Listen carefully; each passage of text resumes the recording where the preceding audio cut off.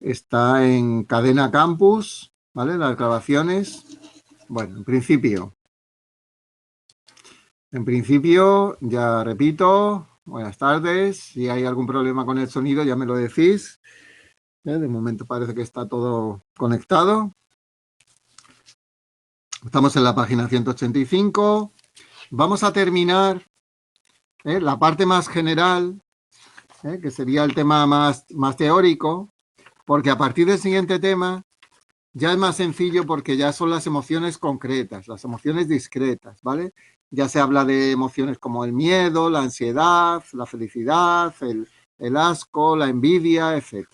Tanto simples como complejas, ¿vale? Entonces este es el último tema así un poquito más complicado a nivel de teoría. El capítulo 4 del procesamiento cognitivo y la emoción, ¿no? Vamos a repetir algunas ideas que hemos visto en temas anteriores.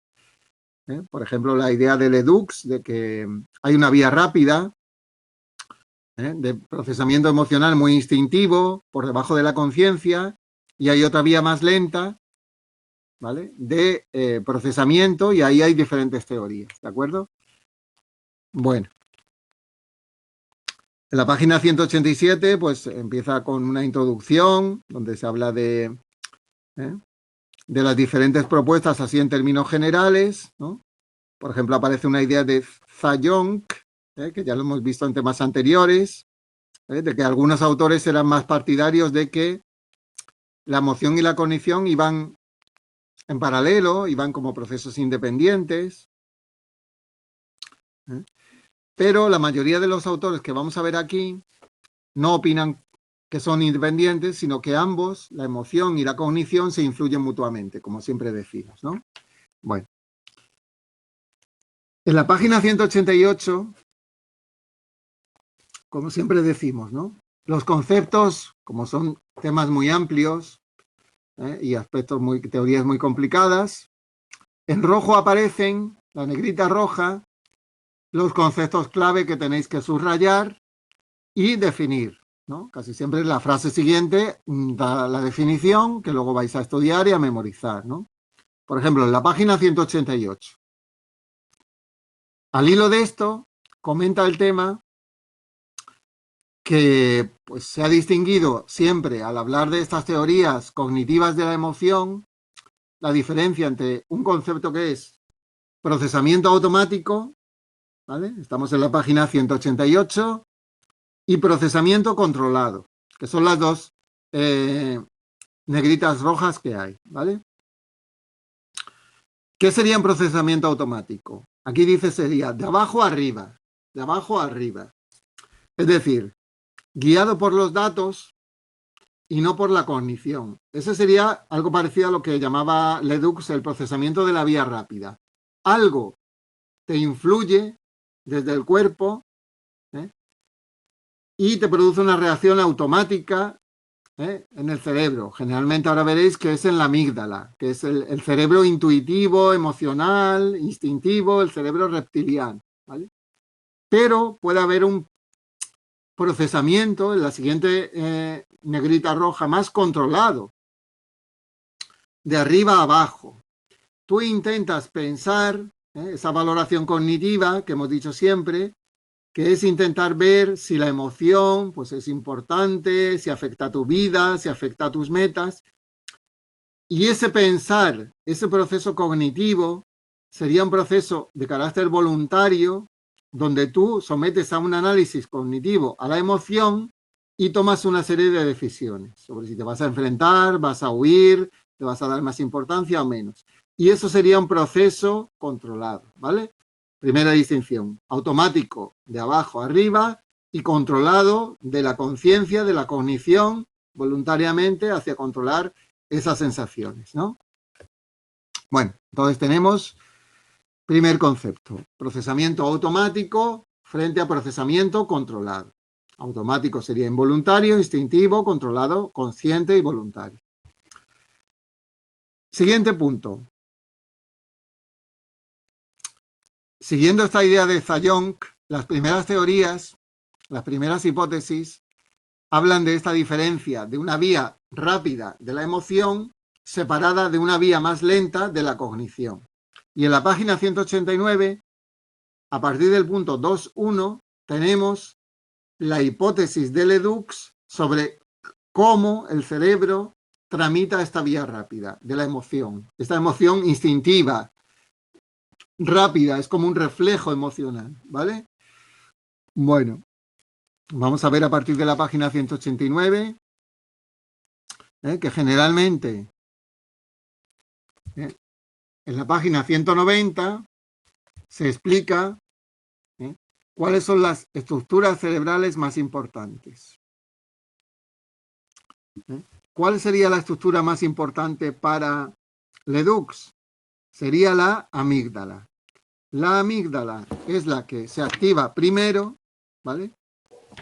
Y directamente, sin mandar información al cerebro, mandaría una información al cuerpo para generar una respuesta emocional, ¿vale?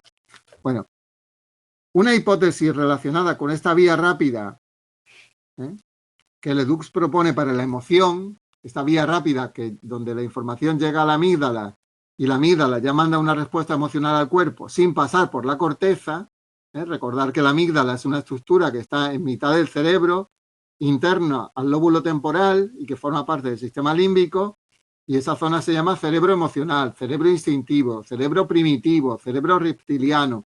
Respuesta rápida de Ledoux, amígdala, ¿vale?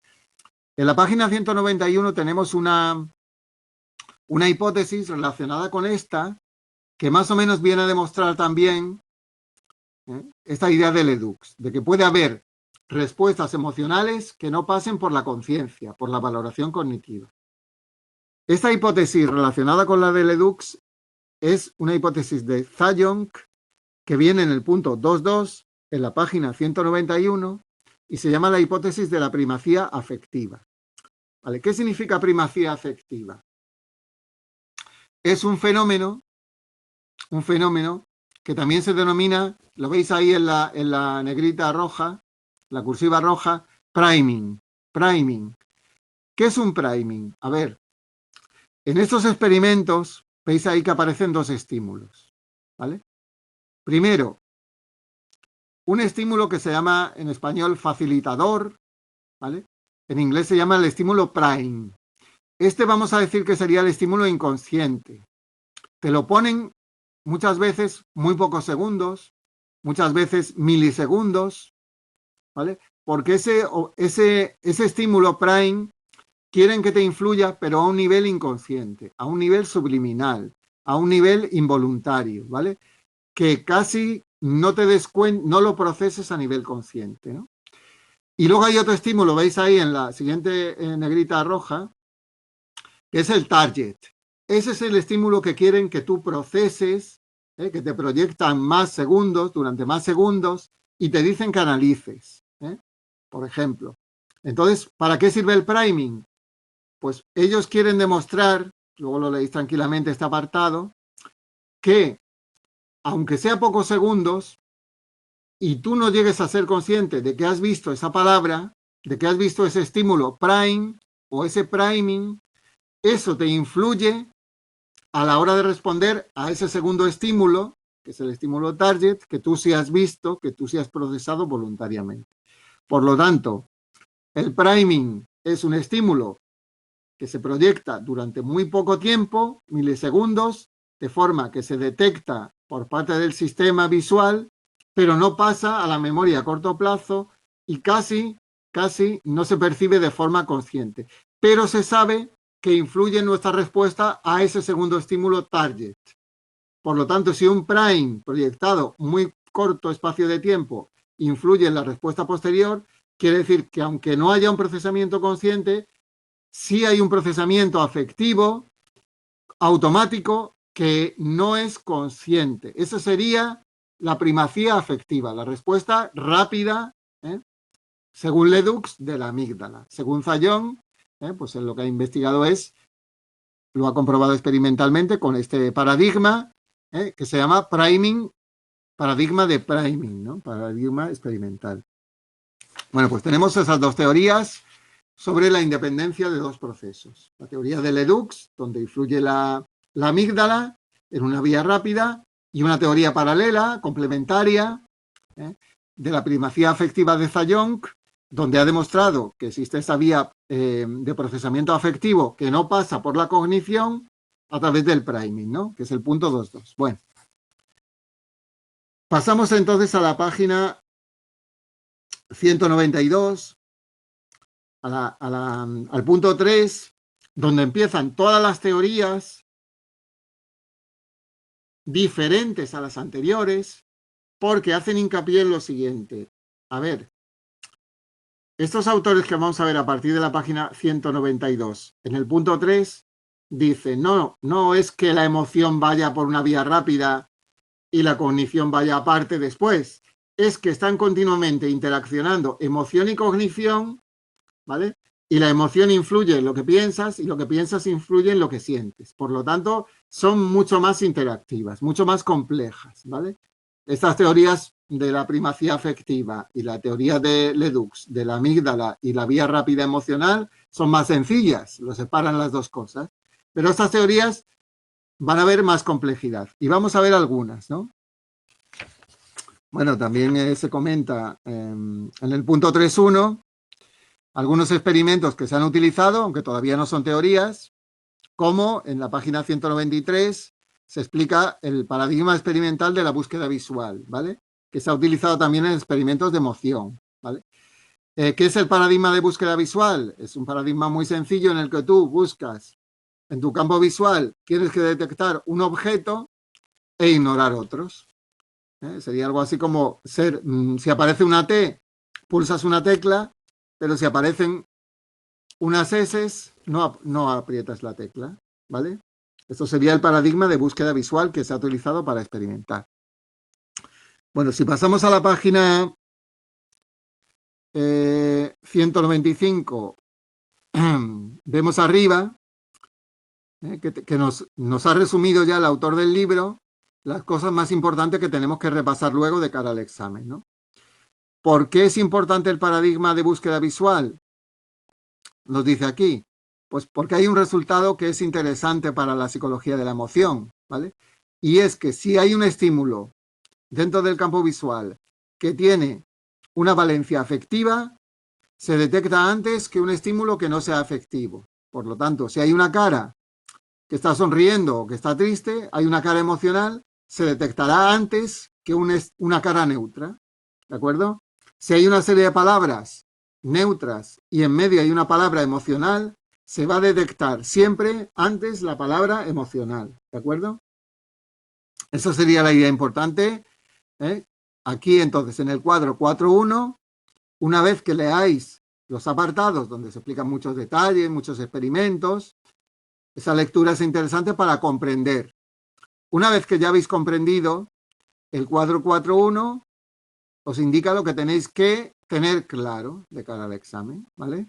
Tener claro, porque luego no os vais a acordar de todos los detalles, pero sí de los que vienen en los cuadros, que son los conceptos clave, ¿no? Bueno, a partir de la página 195 tenemos algunas medidas, ¿de acuerdo? Algunas baterías que evalúan el procesamiento emocional. Aquí lo más importante son, pues simplemente que os las leáis, ¿eh? Y que sepáis que miden procesamiento emocional. Los detalles tampoco son muy importantes, ¿vale? Entonces, vamos a pasar a la página 197, el punto 5, que es lo más importante que debéis comprender. Las teorías sobre emoción y cognición, las teorías interactivas de cómo la emoción y la cognición están interactuando, ¿vale? A partir del punto 5 de la página 197. Emoción y cognición, principales teorías. Bueno, página 198. Bueno, aquí tenemos la primera teoría, en el punto 5.1. Página 198. Modelo de redes asociativas. Es un modelo de esa autora que tenéis ahí, de Bower. Este modelo es muy sencillo de entender. Lo vais a leer y no vais a tener ninguna complicación. Veréis. ¿Cómo explica Bower esa interacción entre emoción y cognición? Pues ella dice que lo que hay en el cerebro, en el sistema nervioso, es una red compuesta de nodos. ¿De acuerdo? Lo veis aquí en la página 199, en el cuadro 4.2. Entonces, ¿qué es la red emocional? La red asociativa de la alegría. Pues un conjunto de nodos, ¿eh?, con información sobre lo que es la alegría, ¿vale? Entonces, esos nodos de la alegría están todos unidos y contienen diferente información, ¿de acuerdo? Por ejemplo, al lado de la alegría ves que hay un nodo que pone conductas expresivas. Ahí tenemos guardado, cuando estamos alegres, cómo debemos actuar, ¿vale? Cómo debemos expresar la alegría. Pues tendremos, ¿eh?, diferentes informaciones de cómo expresar la alegría, ¿no?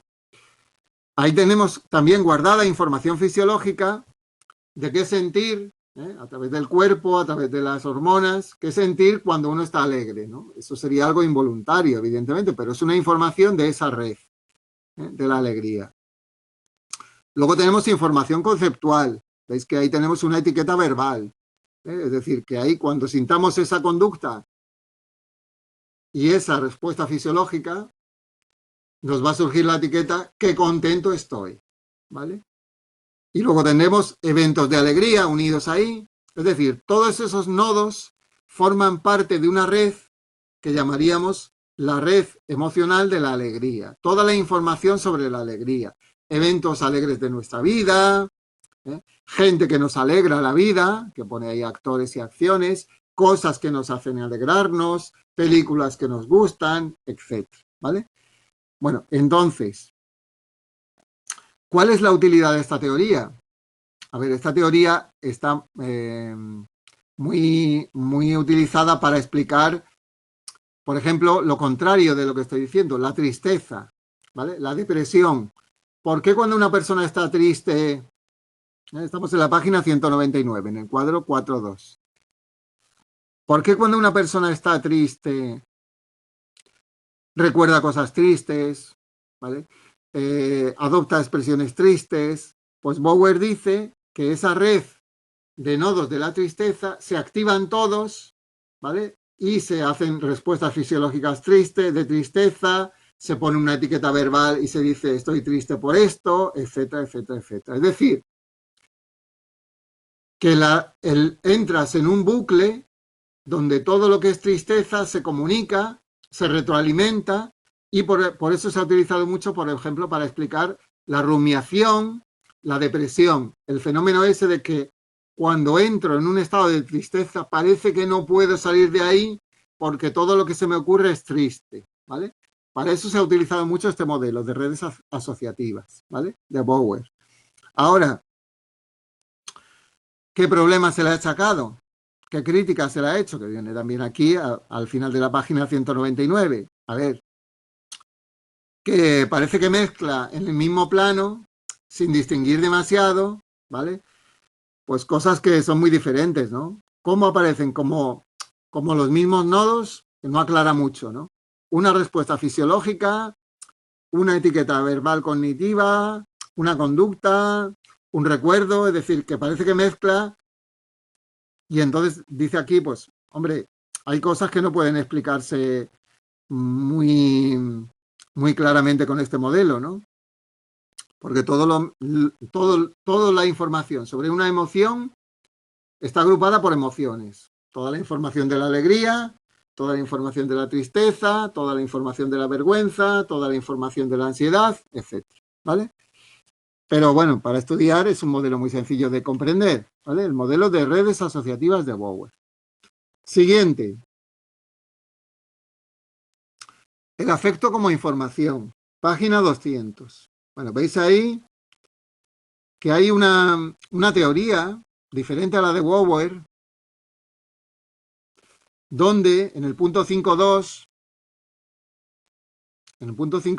nos habla de para qué sirve la emoción, ¿no?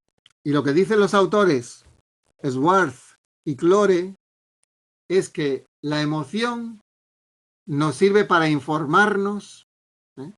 Ellos no hablan de nada de redes. Ellos dicen que la emoción, ¿para qué sirve? El estado afectivo nos sirve para procesar información, para darnos información, para saber cómo actuar, ¿vale? Entonces aquí pone el ejemplo, en la negrita roja pone, utilizamos el estado afectivo como un heurístico o un atajo cognitivo para simplificar el proceso de razonamiento. Por ejemplo, ¿qué quiere decir simplificar el proceso de razonamiento? Pues si un día estoy triste por algo, ¿vale? Pues entonces ese día nos da información, la emoción de tristeza, al cuerpo, a la mente, de que pues no hagas nada, no salgas a la calle, no te pongas a riesgos, estás bajo, te da una información, ¿no? O puede ser que tengas algún problema, ¿vale? El miedo, por ejemplo, es la típica emoción que te da mucha información, porque fijaros que el miedo, cuando tú le tienes miedo a algo, es cuando te fijas mucho en esa cosa. Si es una persona, la observas mucho a ver si te va a atacar o no. Si es un animal, lo vigilas. Entonces, por ejemplo, ¿qué información te proporciona el miedo? Pues vigila mucho ese elemento, ese estímulo que puede ser peligroso, ¿vale? La vergüenza, ¿qué información te proporciona? Pues a lo mejor la vergüenza dice, oye, vigílate lo que estás haciendo, a ver si vas a quedar mal, a ver si vas a quedar ridículo. Es decir, la emoción te ayuda a defenderte en una situación concreta y te dice más o menos en qué te debes fijar, ¿vale? Por ejemplo, la alegría. La alegría pues puede darte la información de que estás bien, estás sano, estás fuerte, estás contento y pues si te llama un amigo y te pregunta, ¿vas a venir conmigo a la playa? ¿Vas a venir conmigo de excursión? Si estás alegre, la alegría te da información de decir, sí, acepta los retos, acepta las propuestas, porque estás sano, estás fuerte, puedes hacerlo, ¿vale? Incluso el amigo te puede decir, oye, ¿te tiras desde aquí, desde este peña a la piscina? Pues dices, sí, porque estoy fuerte, porque estoy bien. La alegría te da información. Sin esa información emocional sería más difícil tomar decisiones, porque entonces las decisiones se tomarían solamente valorando todos los factores racionales y se tardaría más en tomar decisiones. Por lo tanto, propuesta de el afecto como información. Las emociones nos ayudan a procesar estímulos del entorno. Nos dan información sobre cosas que es bueno hacer, que podemos hacer, ¿vale? Entonces, al final, en la página 201, se dice un poquito resumiendo eso, que el estado de ánimo favorece determinadas acciones, determinados juicios. Por ejemplo, todo te parece bien cuando estás contento, cuando estás triste a lo mejor todo te parece mal, determinadas decisiones, ¿vale? Bueno, estas dos teorías son muy sencillas, 5.1 y 5.2. Vamos con la 3, 5.3, página 201. ¿Veis aquí el modelo de infusión del afecto de Forgas? Joseph P. Forgas. Tenéis aquí a la derecha, en la página 201, el autor fotografiado, ¿vale? Así que tiene barba rubia. Ahora,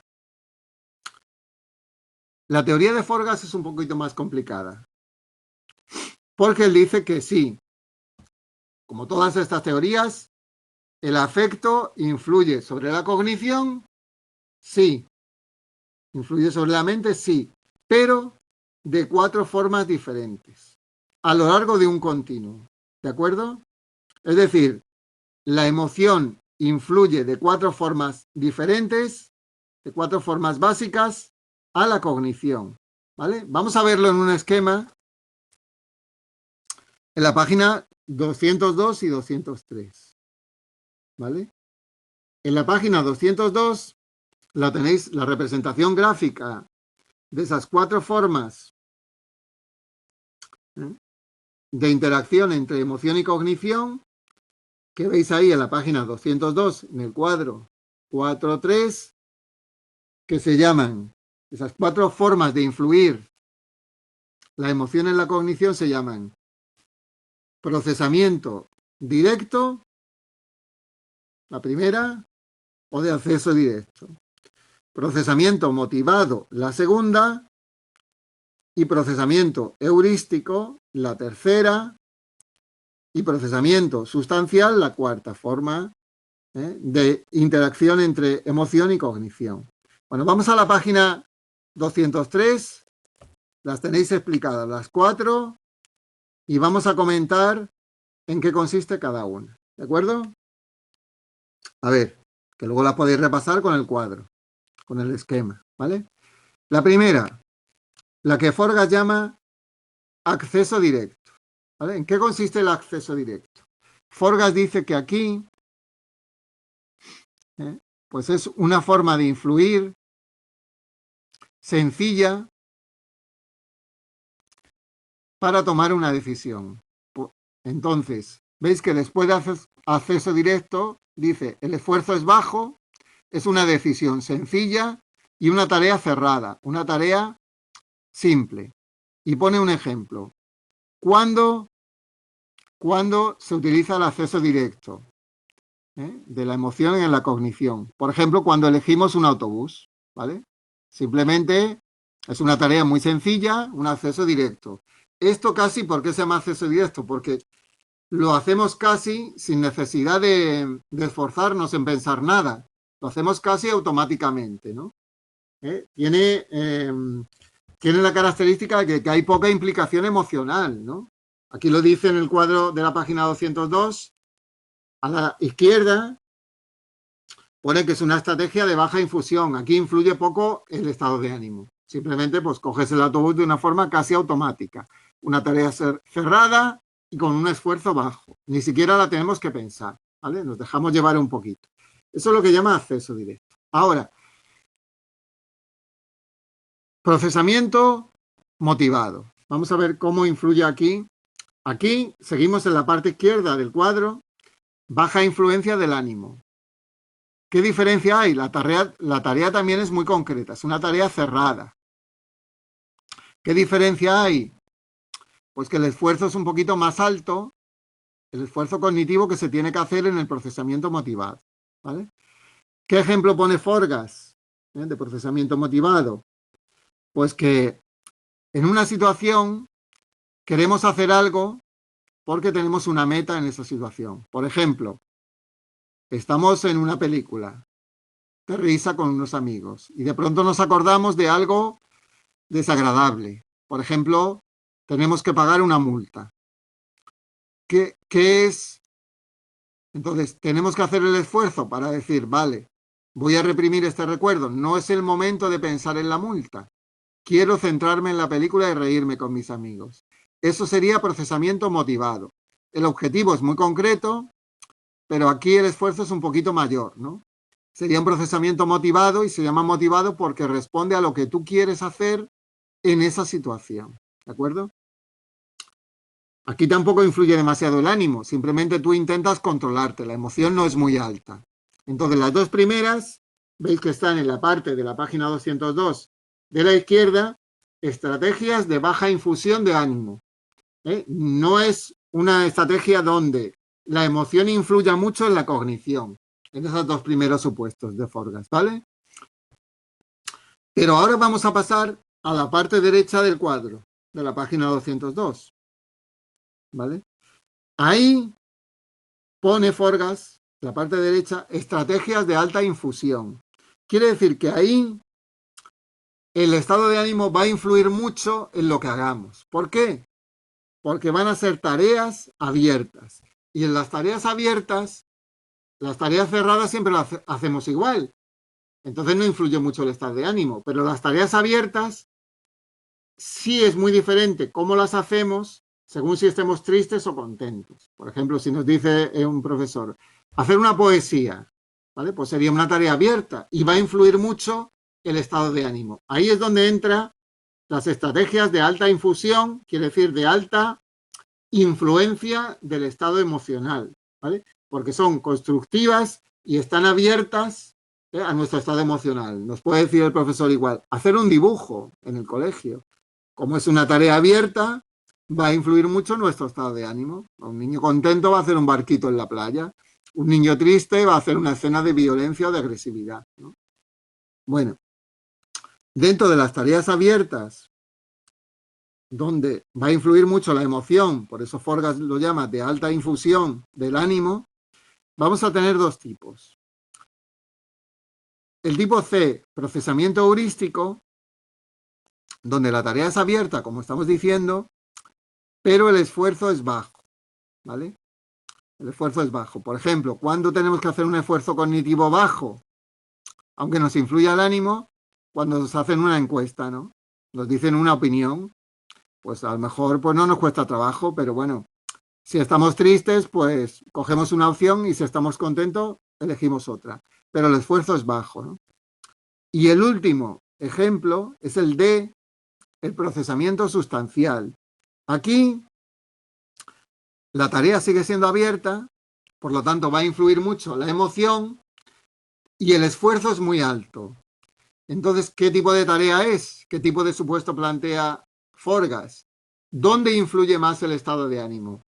Cuando la tarea es compleja, es relevante y ponemos todos nuestros recursos cognitivos a disposición de la tarea. Pues imaginaros que tenéis que componer una canción, ¿eh? Sería el ejemplo de procesamiento sustancial, ¿vale? Si estáis contentos, donde influiría más el estado de ánimo sería en el procesamiento sustancial. Una tarea abierta y creativa, ¿vale? Con un esfuerzo alto. Si un profesor te dice, no sé si alguno estáis os gusta la música, pues compone una canción. Si estás contento, vas a contar una canción alegre o canta una canción que te guste, ¿vale? Y si estás triste, pues vas a crear una canción, vas a cantar, vas a reproducir una canción triste, ¿vale? Eso es un poquito. Entonces, ¿cómo influye la emoción en la cognición? Según Forgas, pues a lo largo de ese continuo, desde menos a más, desde tareas donde cerradas y de bajo esfuerzo, donde la emoción no influye nada, hasta las tareas más sustanciales, más complejas, más abiertas, donde la emoción influye 100, de 0 a 100. Si no pensar, por ejemplo, en qué estado emocional estaría, por ejemplo, no sé, Beethoven cuando compuso la Quinta Sinfonía, o Mozart cuando compuso, pues, o Vivaldi las 4 estaciones. Es decir, en la creatividad ya vas a reflejar una tarea abierta y compleja, toda tu emoción, y ahí sí influye totalmente la emoción. Esa es un poquito la teoría de Forgas. Depende cómo va a influir la emoción, la infusión de la emoción en la cognición, depende del tipo de tarea, ¿vale? Aquí pregunta Moreno, sería, si ya sabemos, pues sería en parte heurístico, sí, claro. Y así ya la hemos cantado muchas veces, ¿no? Pues sería más heurístico, más sencillo, ¿no? Si te dicen componla o... Claro, componer sí, componer sería ya más complejo, más abierta, ¿no? Bueno, el resumen lo tenéis en la página 204, lo tenéis ahí, toda la... porque eso pues facilita mucho el hecho de estudiar, ¿no? Pues ya sabéis que al final tenéis la teoría de la infusión del afecto de Forgas, ¿vale? Infusión significa cómo la emoción afecta a la cognición y depende, va de menos a más. Menos, ¿cuándo influye menos? Cuando una tarea muy sencilla, por ejemplo, coger el metro, que ya la tenemos automatizada, pues ahí... Hombre, da igual cómo estés de triste o alegre. Tú vas a coger el 3, ¿vale? Para ir a Carretera Cádiz vas a coger el 3. Si vas al Palo vas a coger el 11. Entonces Forgas dice, para ese tipo de tareas cerradas, automáticas, ahí la emoción no influye nada, ¿vale? Ahora si te piden, pon en tu diario qué te ha ocurrido hoy y tienes que hacer esa tarea mientras vas en el 11 o en el 3, esa sí sería una tarea de alta infusión de afecto. Eso sí sería un procesamiento sustancial, porque tu emoción te va a dar mucha información de lo que tienes que hacer en esa tarea abierta. Va a ser una tarea de alta infusión de ánimo, ¿no? Bueno, pues entonces estaríamos ya en la página 205, ¿vale? El punto 6. El punto 6 habla de la influencia de la emoción, pero sobre un aspecto concreto de la cognición, sobre la atención y la memoria.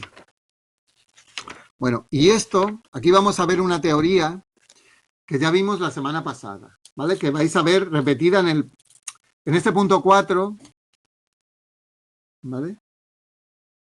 Vais a repetir una teoría, sobre todo en el punto 6.2 de la emoción y la memoria, ¿vale? Vais a ver fenómenos que ya vimos. Bueno, antes de pasar al punto 6.2 de cómo influye la emoción en la memoria, hay un pequeño apartado que es cómo influye la emoción en la atención. Aquí se vuelve a comentar en qué consiste ese paradigma que hemos explicado antes de búsqueda visual, que es decir, buscar un estímulo, target, es un paradigma de búsqueda de un target, te dicen, busca el bolígrafo. Entonces tienes que ignorar los estímulos distractores, los cuadros, los sillones y buscar solo el target. Este es un paradigma de búsqueda visual típicamente de percepción, de psicología de la percepción. Pero ¿por qué se utiliza también en emoción? Porque a veces se descubre lo que dije antes, que si incluimos un estímulo emocional en un contexto, se descubre, se detecta antes. Es decir, nuestro sistema perceptivo, nuestras emociones, nos ayudan a buscar estímulos que se llaman salientes, ¿no? O como aquí dice, ¿por qué son salientes? Porque son muy desagradables o muy agradables. Es decir, siempre vas a fijarte más en una reunión, en una cara emocional que en las caras neutras. Si todo el mundo está con cara seria, con cara impasible, hay uno que se está riendo, pues tú te fijas más en el que se está riendo, ¿vale? Si hay otro que está enfadado, moviéndose mucho, tú te fijas siempre en estímulos de contenido emocional antes que contenido neutro, ¿vale? Y este fenómeno de que esos estímulos son más salientes también se le llama en inglés pop out, ¿no? Como pop elle, resaltar, pop out, ¿no? Bueno, aquí aparte de este paradigma de búsqueda visual, aparece otro paradigma, pero esto es más de psicología de la percepción, de costes y beneficios, ¿vale? Donde, bueno, pues se explica un poquito cómo se detectan objetos en el campo visual, ¿no? Bueno, lo más importante, y luego un tercer, en la página 206, un tercer paradigma de tipo perceptivo que también se ha aplicado a la emoción, es el paradigma Stroop. Que como sabéis, el Stroop, que es muy famoso en psicología, ¿sabe alguien en qué consiste el Stroop? Seguro que lo habéis visto, lo habéis oído, lo podéis hacer en internet. Consiste en un paradigma atencional en el cual tú tienes que leer unas palabras que están escritas en tinta de diferentes colores. Y en un tipo de fase del experimento te piden que solo leas la palabra y en otra fase del experimento te dicen que solo digas el color de la palabra, el color de la tinta. ¿De acuerdo? Ese es el paradigma Stroop. Entonces, todo este apartado es de paradigmas de tipo perceptivo que se utilizan en emoción. A ver, ¿qué tiene que ver la emoción con esto? Porque algunas veces en el paradigma emocional Stroop, en el Stroop emocional, ¿qué se hace? Por ejemplo, se escribe una palabra de contenido emocional, ¿vale? Y entonces se detecta que la interferencia es mayor, ¿vale? ¿Vale? Se ha podido comprobar que la interferencia es mayor, ¿vale? Es decir, ¿por qué? Porque tú a la hora de leer una palabra como, imaginaros que tenéis que leer una palabra como coche, mesa, lápiz, que son neutras, ¿vale? Pues ahí podéis estar diciendo el color, ¿vale? Que es lo que hace la técnica de Stroop, decir el color, decir el color, decir el color. Pero de pronto aparece una palabra muy emocional para ti en ese momento. Y entonces no puedes evitar leerla, ¿por qué? Porque como el contenido emocional es tan saliente, tan importante, es como cuando hay un estímulo emocional, que si yo enseño una goma, pues a lo mejor no lo veis. Pero, por ejemplo, si enseño algo que, pues una foto pues de un muñeco, de un Mickey, de algo agradable, gracioso, pues entonces a lo mejor enseguida lo veis, ¿vale?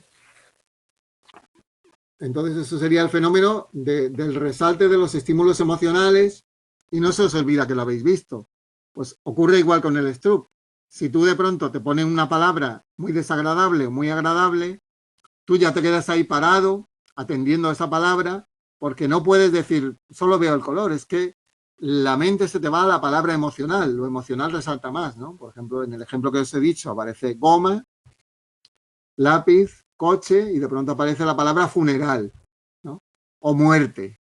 Pues entonces tú, aunque no quieras, te quedas así, muerte, ¿no? Ese es el Stroop emocional, es decir, la emoción nos captura, nos capta la atención, nos produce interferencia. Y en este paradigma el investigador le dice, no, no, si usted no tiene que leerla, solamente me diga el color. Dígame que está escrita en rojo o en verde. Pero tú le dices, sí, pero es que como me llama tanto la atención, pandemia, ¿no? Pues es que la he leído entera, ¿no? Perdone usted, la he leído entera. Pero lo emocional, en este apartado de la atención, todos estos experimentos de Stroop emocional que hemos visto, de paradigma de búsqueda visual,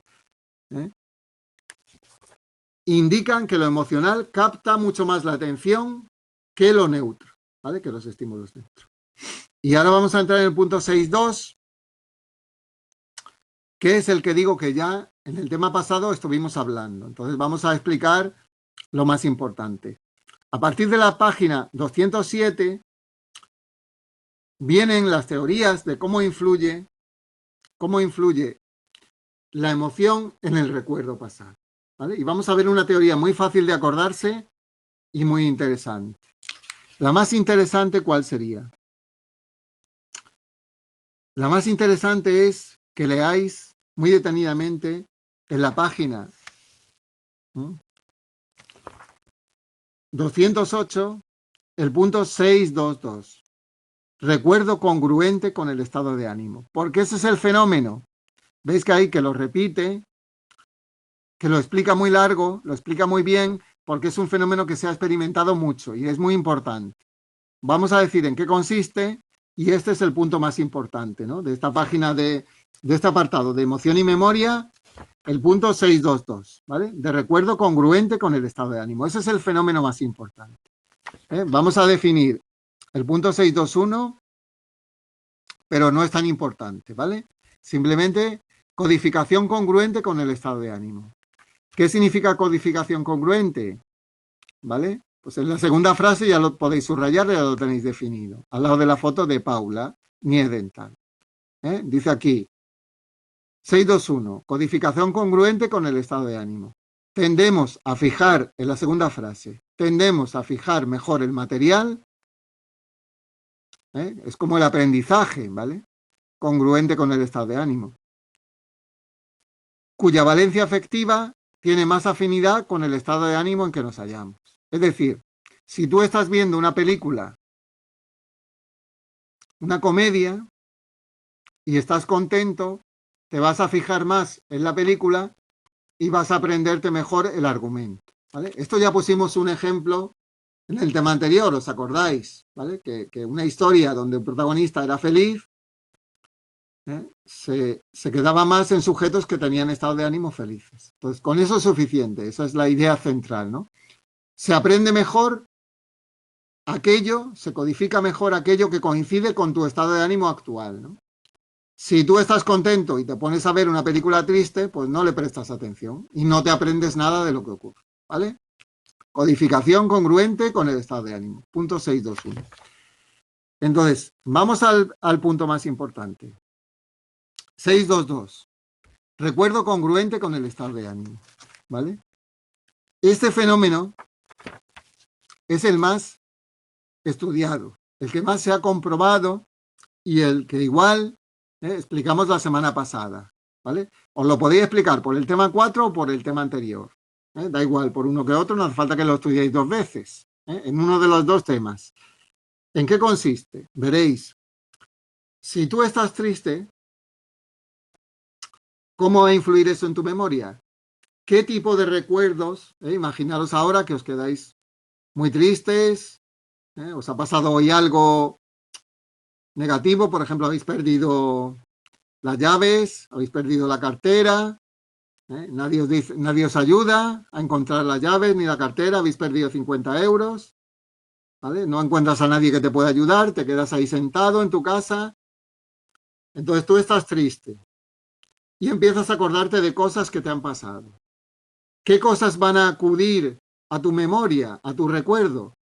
Pues con ese estado de ánimo, esto está muy relacionado con la teoría de Bower, ¿eh? ¿Qué nodos emocionales va a llamar ese estado de tristeza? ¿Qué cosas te vas a acordar? Pues recuerdos de cuando has perdido otras cosas, de chiquitito que se te perdían las cosas, de que te regañaban, ¿vale? Si realmente te vas a acordar de cosas tristes. Eso sería un recuerdo congruente con tu ánimo triste. Al revés, pues te encuentras un amigo, te invita a tomar un café, estáis alegres, es una persona que te produce alegría, que te cuenta cosas graciosas. ¿Qué recuerdos te van a venir a la mente del pasado con esa persona que has compartido a lo mejor colegio? ¿Y qué cosas vais a hablar? ¿Qué cosas te van a venir a la mente en ese estado emocional de alegría?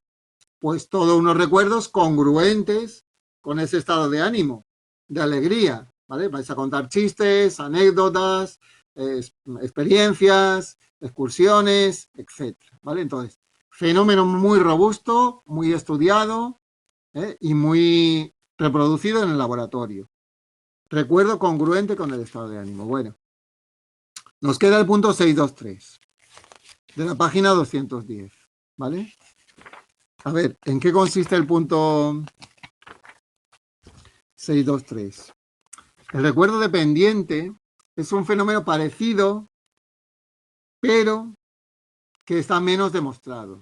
Es menos importante porque no en todos los experimentos se produce, ¿vale? Es igual la definición, está igual en la primera frase, y lo importante es aprenderse la definición y recordarla, ¿vale? Por si lo preguntan, ¿vale? Aquí dice lo siguiente, página 210. Vamos a leerlo y a intentar entender. La definición, 623, memoria dependiente. Dependiente, fijaros que solamente es una palabra la que varía. ¿Qué es memoria dependiente? Antes hemos dicho congruente, que es el fenómeno importante, ¿vale? Congruente. Ahora, dependiente.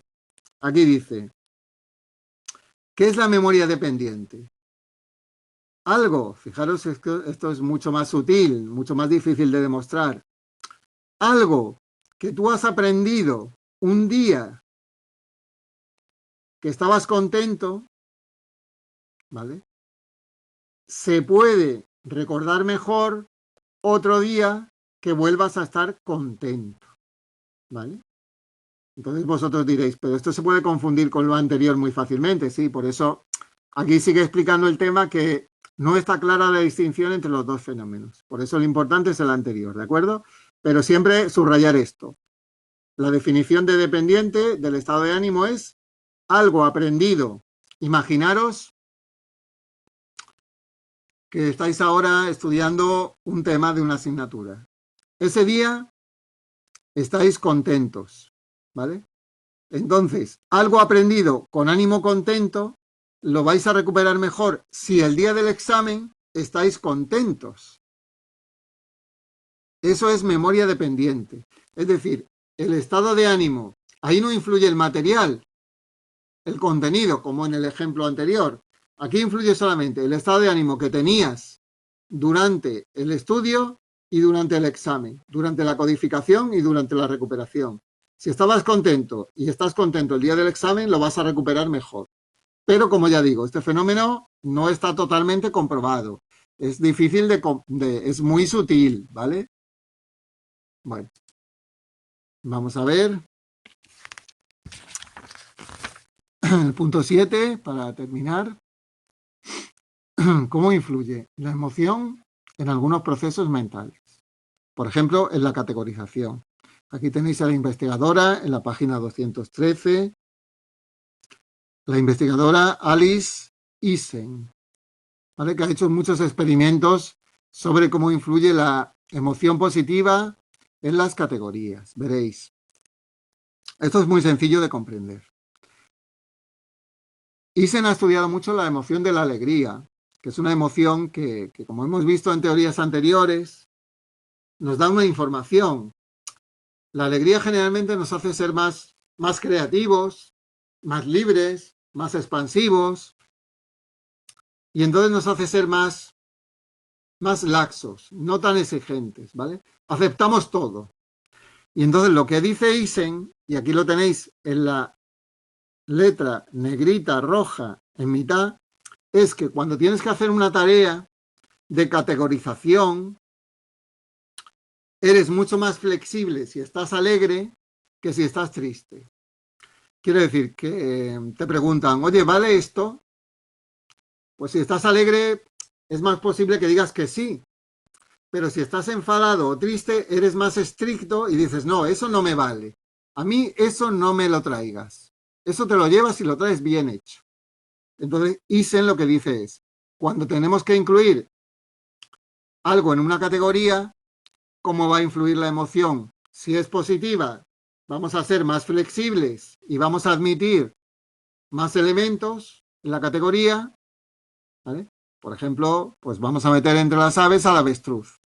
Pero si estamos tristes, vamos a ser más restrictivos, más rigurosos, más exigentes y no vamos a meter a la avestruz como ave. Vamos a decir, esa no vuela, pues no es un ave, ¿vale? Diréis, esto es muy teórico, ¿no? Pero es que en la vida práctica ocurre igual, en la vida diaria.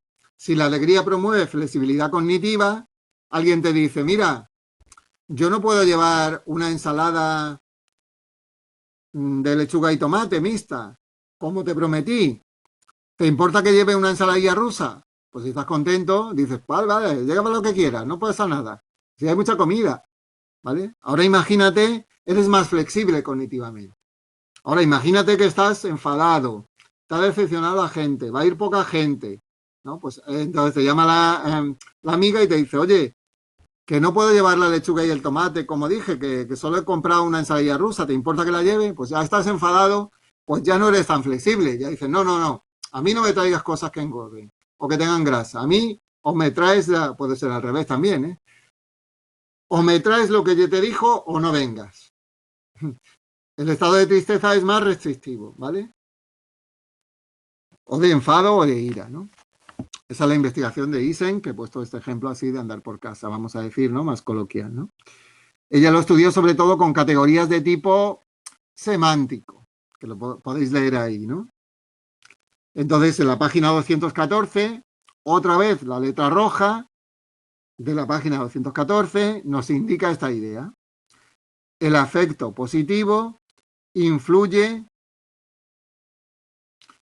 pero, esto es importante que, página 214, esa línea roja, influye en la caracterización, en los experimentos de Isen, de material de tono afectivo neutro o positivo, ¿vale? Pero aquí hay una característica que debéis señalar muy concreta, que es que la alegría no va a afectar a cómo se organiza el material negativo. Aunque estemos contentos, si el material es de valencia negativa, lo dejamos como está, ¿vale? Esto también es muy teórico, muy experimental, porque ella lo hace todo con experimentos, ¿vale? Entonces, más o menos, la idea general es que un estado emocional afecta sobre todo a contenidos de su mismo estado emocional, ¿vale? Y en esa línea determinada. La alegría va a permitir organizar las cosas alegres y divertidas, una fiesta, de forma más flexible, ¿vale? Bueno, si ahora te dicen que tienes que organizar algo triste, algo que te enfada, como pagar algo, pues no eres tan, con ese contenido negativo no eres tan flexible, no, cognitivamente, ¿vale? Siempre en la página 215 se indica que cuando se es más creativo, más innovador, cuando hay un estado de alegría, ¿vale? Cuando se es más conservador, más restrictivo, cuando hay un estado de enfado o de tristeza. Uno no se arriesga tanto, ¿vale? Por eso también dicen que no tomes decisiones ni cuando estás muy enfadado porque van a ser muy conservadoras, ni cuando estás muy alegre porque vas a apostar todo Hoy es mi día de suerte, pues lo ha puesto todo. Pues es que puede ser demasiado innovador, demasiado creativo. ¿Vale? Esa es la teoría de Eysenck. Bueno, más que una teoría, son una serie de experimentos sobre cómo influye las emociones positivas y negativas en la categorización de los acontecimientos o la creatividad. Y ya nos queda solamente el punto 7.2, que es el último, que es muy parecido, lo podéis leer con tranquilidad porque, bueno, básicamente insiste en la misma idea, y que está resumida en la página 217, también en la letra roja, ya resume todo el apartado, ¿de acuerdo? Lo demás es para comprender, pero esa idea es la que tenéis que fijar más en el repaso, ¿no? La página 217 resume cómo influye entonces la emoción en cuando solucionamos un problema o tomamos una decisión. Pues en general, estar alegre facilita resolver un problema, porque como somos más creativos, como percibimos más de forma diferente, creativa, los diferentes aspectos, estamos más preparados para resolver un problema nuevo, ¿vale? Si una persona muy conservadora, muy triste, muy restrictiva, lo único que va a hacer es aplicar las soluciones que ya conoce, no se va a arriesgar. Pero la positiva, la alegre, pues va a probar cosas diferentes, se va a atrever y puede solucionar un problema nuevo. Por lo tanto, estado emocional ideal para crear, para resolver problemas nuevos, para hacer una tormenta de ideas. Estado alegre. Estado triste, pues tú vas a decir, no se te ocurre nada, ¿vale? Entonces la emoción facilita la expansión, la creatividad y el riesgo, ¿vale? Esto es lo que dice en este apartado final. Y en la página 218 nos vuelve a insistir en que, y eso es importante porque es un detalle, en la negrita roja, cuando el riesgo es bajo, el afecto positivo nos impulsa a ser más audaces, ¿vale? Más audaces, generalmente. Pues nos podemos gastar 50 euros, nos podemos gastar 100 euros en el casino, en el bingo, ¿vale? Pero no quiere decir que el afecto positivo nos haga ir más allá de una locura, ¿vale? Nos debemos de quedar ahí. Lo tenéis resumido en la página 219 y a partir de aquí ya empezamos, ¿eh? Nos hace más prudentes, claro, eso sería, como dice Gómez, ¿no? Nos hace más prudentes porque no tomamos decisiones desesperadas, no las necesitamos. El riesgo alto no se aplicaría a esto, esto se aplicaría a la vida cotidiana en general, ¿no? Es decir, me voy a arriesgar, pero riesgo pequeño, pero no tomar, no estamos contentos, estamos satisfechos, ¿vale? Vale, entonces el 5, claro, ahora viene la Semana Santa, ¿no? Ahora viene la Semana Santa, entonces ya pasaríamos, el 5 es fiesta, ¿no? Ya pasaríamos al 12 de abril, ¿vale? Los temas que nos quedan son totalmente diferentes, entonces repasar antes de empezar con los temas de las emociones concretas son más sencillos, pero repasar toda la parte teórica, ¿vale? Aprovechar estos días para repasar la parte teórica, que es estos 4 temas que hemos dado, ¿de acuerdo? Así ya cuando pasemos a las emociones concretas ya lo tenéis repasada la primera mitad, ¿de acuerdo? En principio nos veríamos el 12 de abril, ¿de acuerdo? Pues bueno, buen repaso y buena Semana Santa. Vamos a apagar ya aquí la...